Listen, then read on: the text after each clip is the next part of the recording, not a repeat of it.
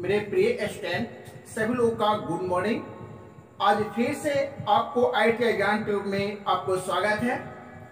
चलिए, पिछले वीडियो में हम लोगों ने पढ़े थे टेल स्टॉक क्या होता है। टेल स्टॉक के ही बारे में अच्छी तरह बारीकी से समझे थे, लेकिन आज इस वीडियो में हम लोगों ने आपको एक्सेसरीज उपसाधन के बारे में जानेंगे, है ना। एक्सेसरीज उपसाधन के बारे में जानेंगे कि उपसाधन क्या क्या होता है, एक्सेसरीज क्या क्या होता है उसके बारे में जानेंगे, वह कितने प्रकार के होते हैं उसके बारे में जानेंगे। चलिए नोट करते हैं और उसको बारीकी से हम लोग पढ़ते चलते हैं।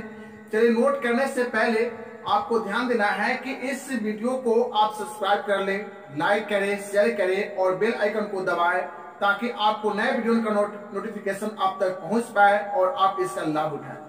चलिए स्टार्ट करते हैं। एक्सेसरीज क्या होता है, उपसाधन क्या होता है।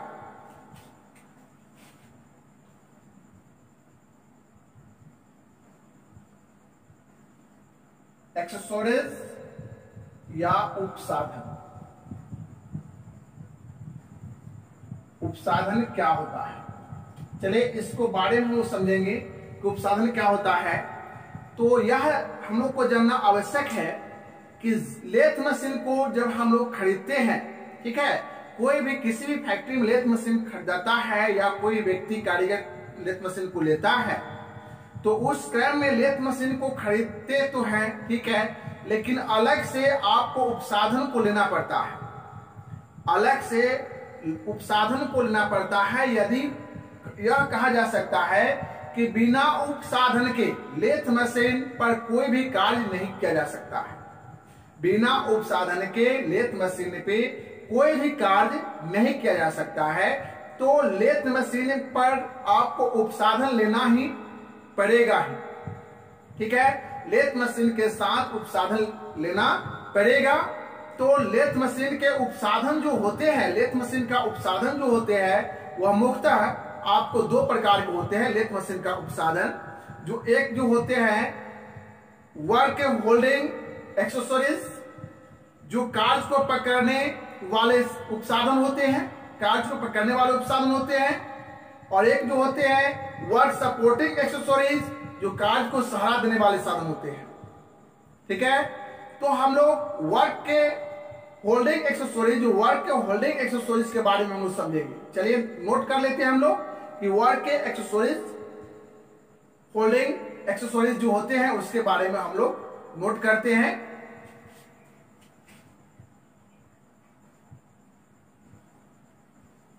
वर्क होल्डिंग एक्सेसरीज,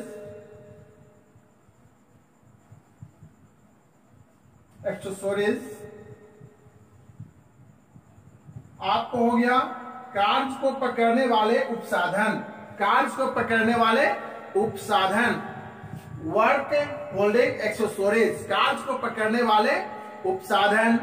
अब है कि work supporting accessories, work supporting accessories,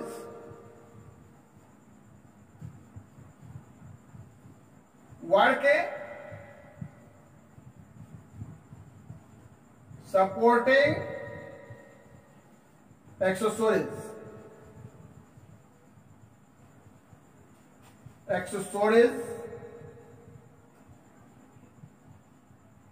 ठीक है। वर्क सपोर्टिंग एक्सेसरीज के बारे में आपको पता होना चाहिए कि क्या है। तो कार्य को सहारा देने वाले उपसाधन, कार्य को सहारा देने वाले उपसाधन जो होते हैं वर्क सपोर्टिंग एक्सेसरीज होते हैं।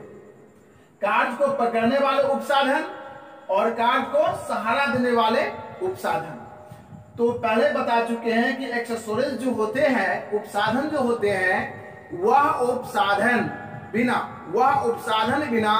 आपको लेथ मशीन पर कोई भी कार्य नहीं किया जा सकता है। इसलिए लेथ मशीन पर कार्य करने के लिए जब आप लेथ मशीन को खरीदते हैं या लेते हैं तो आपको एक्सेसरीज को लेना पड़ेगा, उपसाधन को लेना पड़ेगा। बिना उपसाधन को आप लेथ मशीन पे कार्य नहीं कर सकते हैं, ठीक है। इसके बारे में समझ गए कि उपसाधन क्या होता है और उसका क्या महत्व है।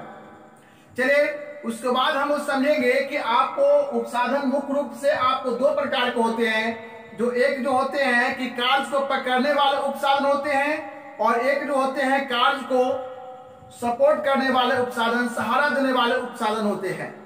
कार्य को सपोर्ट करने वाले, सहारा देने वाले उपसाधन होते हैं, और एक होते हैं कार्य को पकड़ने वाले उपसाधन होते हैं।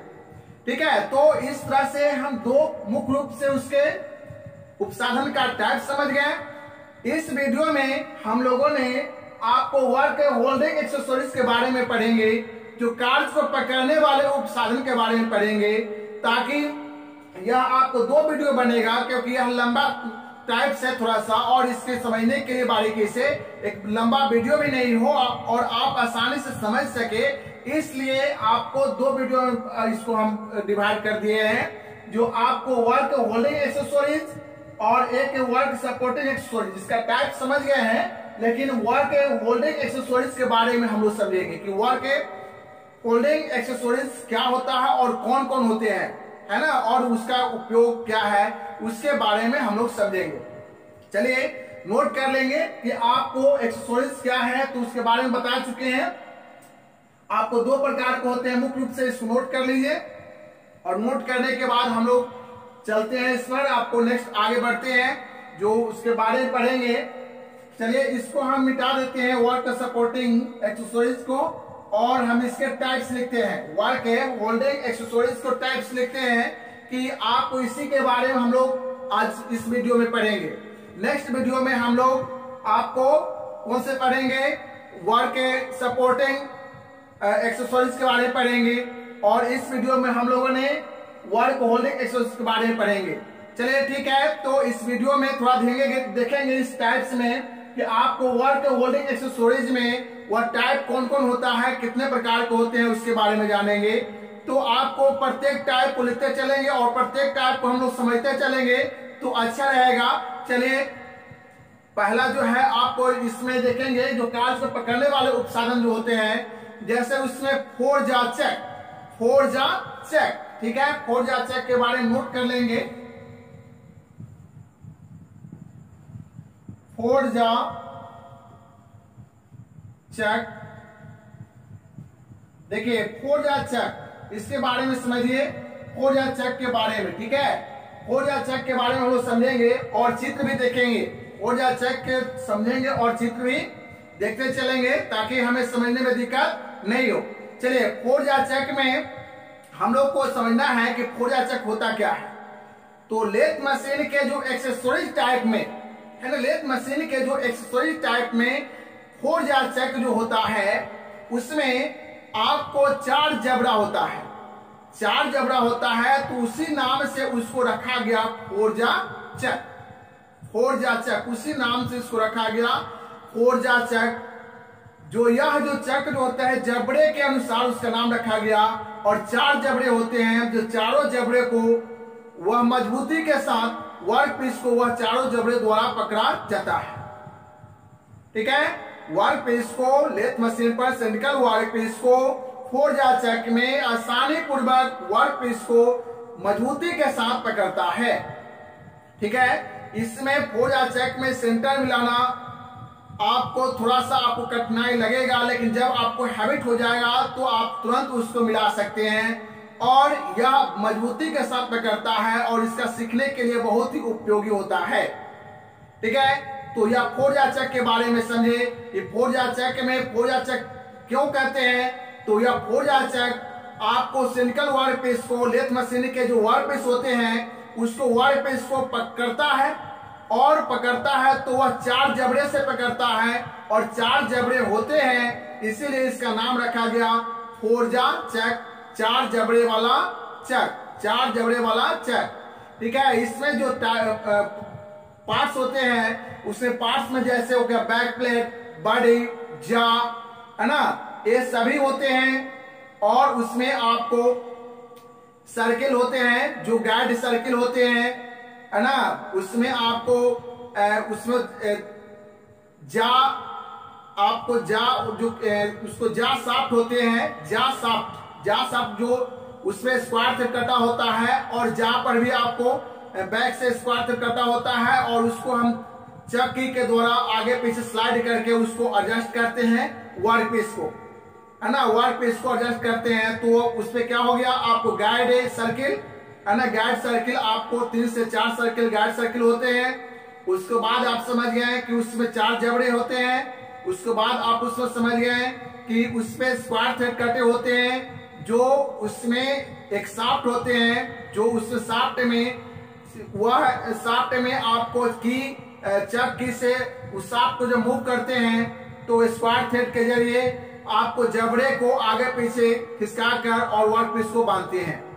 ठीक है, तो इस तरह से हम लोग समझ गए कि आपको 4 जार चक किस तरह वर्क पीस को बांधता है। ठीक है, चलिए नेक्स्ट हम आगे बढ़ेंगे, आपको 3 जार चक, ठीक है, 3 जार चक के बारे में हम लोग अच्छी तरह जानेंगे। चलिए नोट कर लेते हैं 3 जार चक।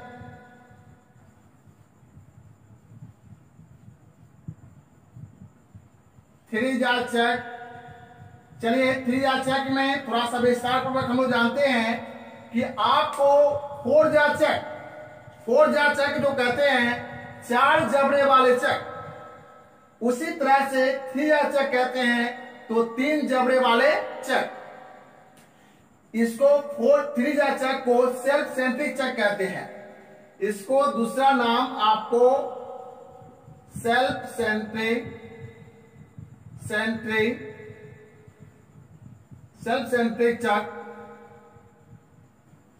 सेल्फ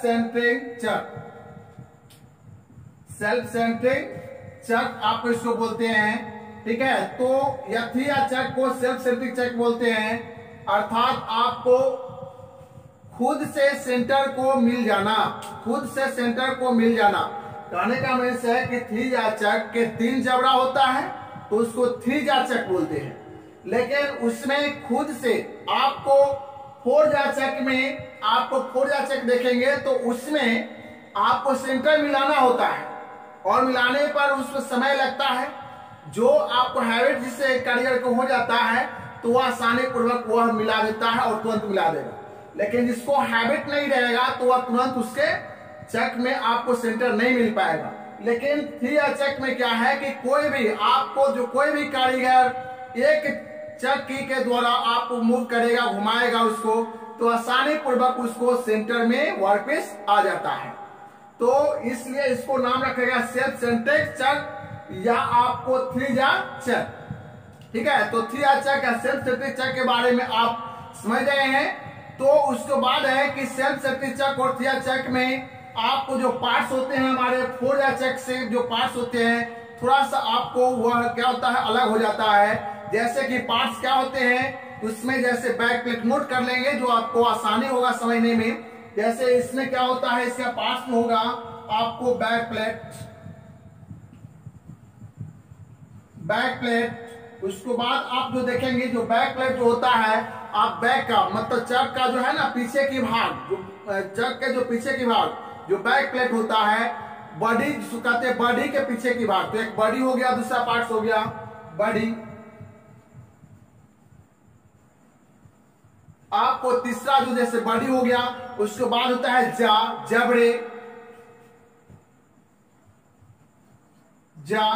उसके बाद आपको नेक्स्ट जो हो जाएगा जबड़े के बाद आप देखेंगे कि चौथा जो हो गया आपको क्राउन व्हील,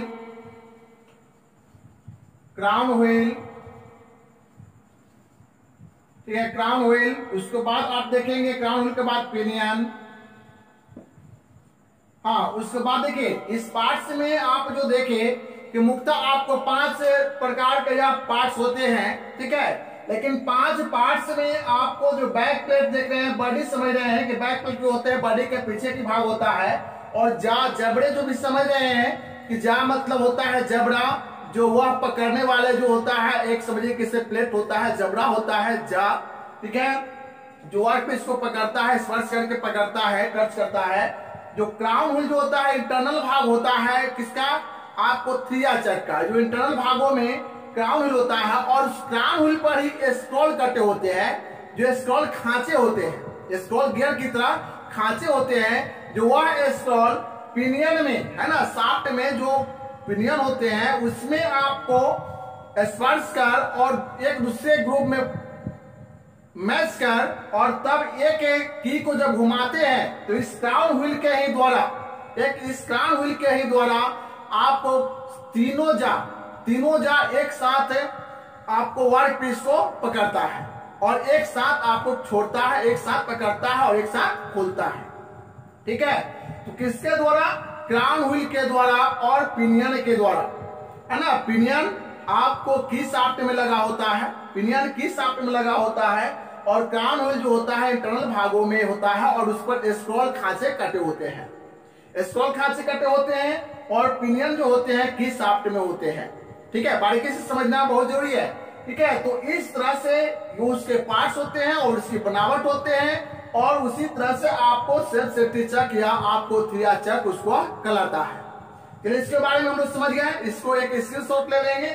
स्क्रीनशॉट लेने के बाद हम नेक्स्ट आपको टॉपिक पे आते हैं, नेक्स्ट आपको उसके टाइप्स पे आते हैं। चलिए स्क्रीनशॉट लेने के बाद हम लोग आ जाते हैं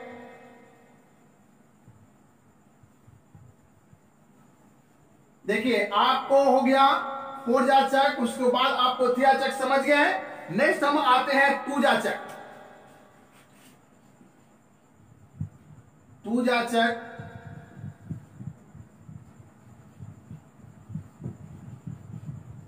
टूजा चक में हम लोग देखेंगे कि टूजा चक क्या होता है।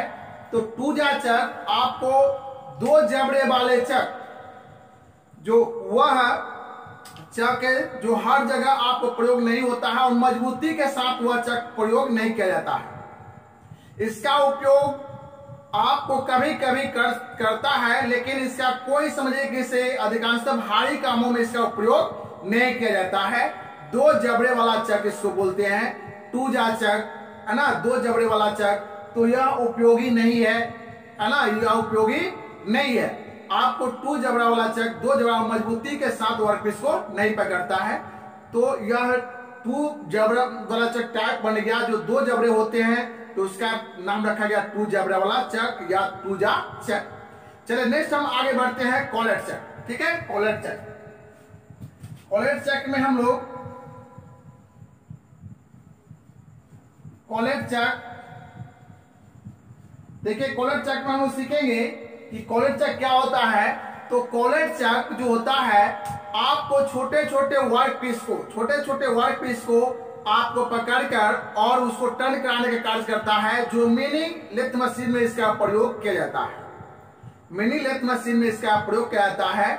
जो कॉलेट चक जो होता है वह छोटे छोटे वर्क पीस को पकड़ने में इसका साधन होते हैं और इस पे आपको समझिए कि से बॉडी के हिसाब उसमें एक इसमें कह सकते हैं कि नट होता है और वह समझिए कि इसे टाइट करके आपको क्या करता है, आगे की भाग को वह दबाता है और वह वर्क पीस को पकड़ता है, जो यह आसानी पर छोटे छोटे जब को आसानी पूर्वक पकड़ लेता है।